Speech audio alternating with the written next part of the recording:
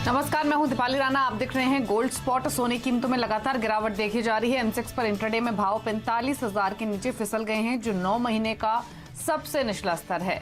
Record स्तर से सोने के दाम करीब 11,000 रुपए गिर चुके हैं, लेकिन कीमतों को अभी भी कोई सपोर्ट नहीं मिल रहा है। ऐसे में ट्रेडर्स और निवेशकों की क्या रणनीति यहां से बनानी चाहिए, इसी पर हम बातचीत करेंगे। ज्वेलरी डिमांड कैसी है इन स्तरों पर, उस पर भी आउटलुक लेंगे। हमारे साथ एंजल कमोडिटीज के अनुज गुप्ता हैं, मनीलिशियस कैपिटल के जयप्रकाश गुप्ता हैं, साथ ही विघ्नहर्ता गोल्ड के महेंद्र लुनिया और साथ ही बॉम्बे ज्वेलर्स एसोसिएशन के कुमार जैन हैं और सीएनबीसी टीवीटी ने कमोडिटी मनीषा गुप्ता भी हैं। गोल्ड हालांकि अभी 45,000 के ऊपर ट्रेड कर रहा है, लेकिन ओपनिंग के बाद 45,000 के नीचे भी केबी लेवल्स हमने देखे। और अगर इस साल की शुरुआत से देखें तो लगातार सोने ने अंडर परफॉर्म किया है और 10% तक की गिरावट हम वाईटीडी देख चुके हैं गोल्ड की ओर से।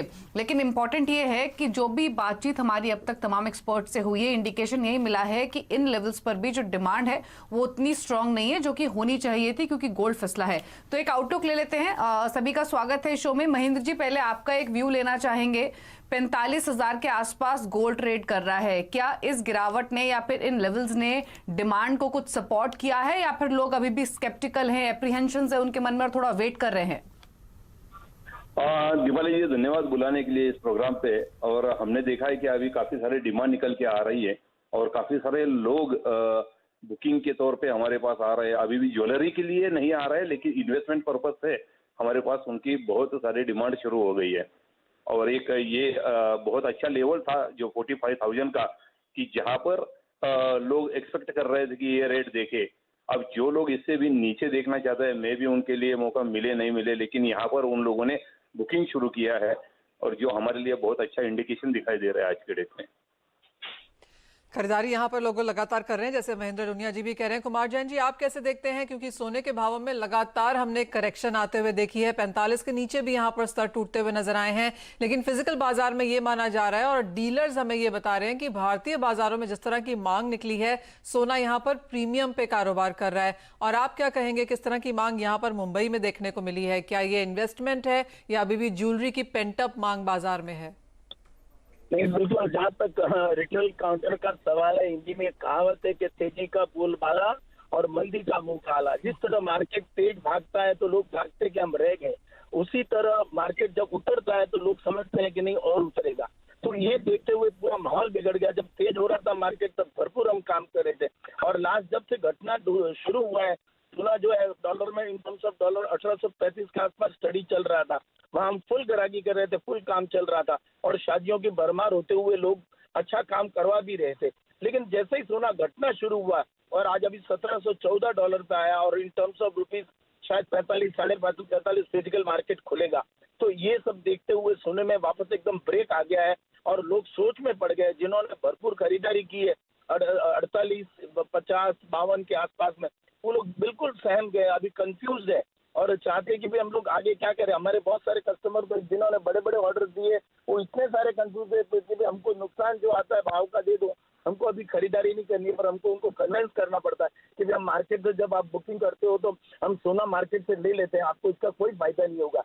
तो इस तरह बहुत मुश्किल काम होगा अभी आने वाले समय में, जब तक सोना घट के एक लेवल पे नहीं आता है। और मैं समझता हूँ 45,000 का जो भाव है, ये लेवल लास्ट लेवल ही है, शायद इससे नीचे सोना शायद ही कम जावे।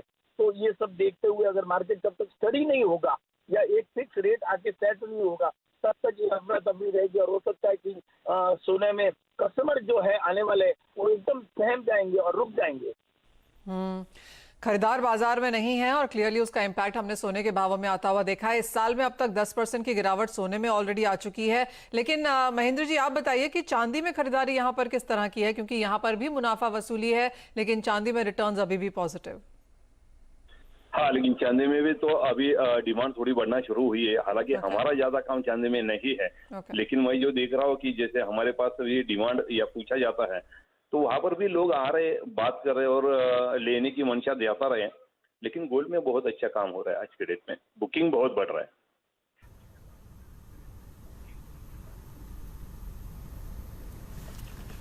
जी, तो बुकिंग्स, इन्वेस्टमेंट डिमांड यहाँ पर इन लेवल्स पर आते हुए दिख रही। प्राइसेस पर भी एक आउटलुक ले लेते हैं। जयप्रकाश, आपका व्यू क्या है, क्या ट्रिगर्स देख रहे हैं, क्योंकि डॉलर के अलावा और तो कोई ऐसी डेवलपमेंट नहीं हुई जिसने प्राइसेस को नीचे ड्रैग किया।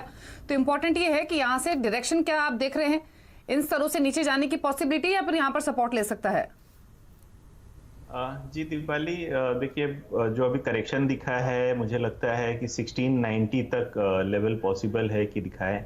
1690 के नीचे मुझे नहीं लगता है कि शॉर्ट टर्म में प्राइसेस फिसल सकते हैं।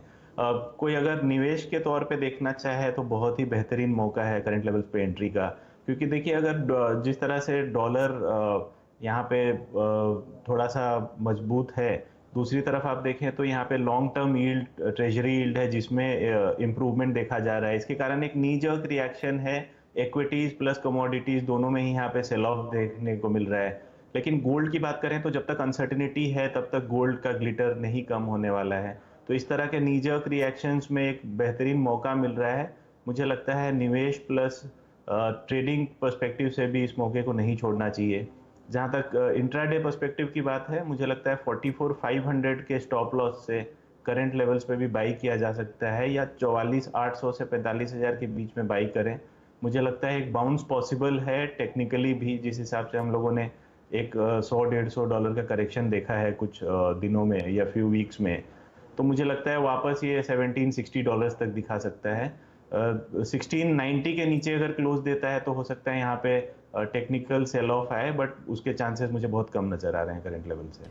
1690 के लेवल्स आपको वॉच करने हैं, उसके नीचे फिलहाल भाव लगता है कि सपोर्ट लेंगे और ऊपर में अगर रिबाउंड होता है तो यहाँ से $40-50 की तेजी भी देखने को मिल सकती है। चांदी पर एक व्यू ले लेते हैं और अनुज, आप कैसे देखते हैं भाव यहाँ से और क्या खरीदारी के मौके ढूंढने चाहिए?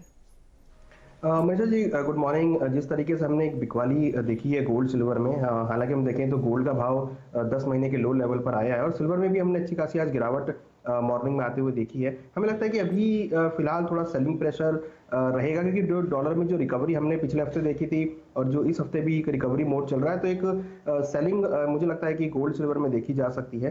तो सिल्वर के अंदर हमें लगता है कि बिकवाली का ट्रेड लेना चाहिए करीबन 68,200 के आसपास। नीचे में लगता है कि 67,300, 66,500 तक के लेवल देखे जा सकते हैं। और इंटरनेशनल मार्केट की बात करें तो वहाँ पर अब भाव $26 के आसपास चल रहे हैं। मुझे लगता है कि नीचे 25-50 तक लेवल देखने को मिल सकते हैं। तो फिलहाल अभी थोड़ा सा ट्रेंड मुझे लग रहा है कि एक रिवर्स हुआ है नेगेटिव साइड में, तो शॉर्ट टर्म के लिए बिकवाली का ट्रेड यहाँ पर लिया जा सकता है। ऑलराइट, यानी कि सोना यहाँ पर खरीदारी का मौका है, लेकिन चांदी में कुछ बहुत प्रेशर आज फिर जारी रह सकता है, क्योंकि मेटल्स में हमने मुनाफा वसूली यहाँ पर आते हुए देखी है। महेंद्र लुनिया जी, कुमार जैन जी, बहुत शुक्रिया आपका हमारे साथ जुड़ने के लिए और गोल्ड स्पॉट में अपनी वो सोने की फिजिकल बाजार में क्या स्थिति है उस पर राय देने के लिए। लेकिन आगे बढ़ेंगे और बात यहाँ पर अब मेटल्स की करेंगे, क्योंकि यहाँ पर आज दूसरे दिन लगातार मुनाफा वसूली देखने को मिली है।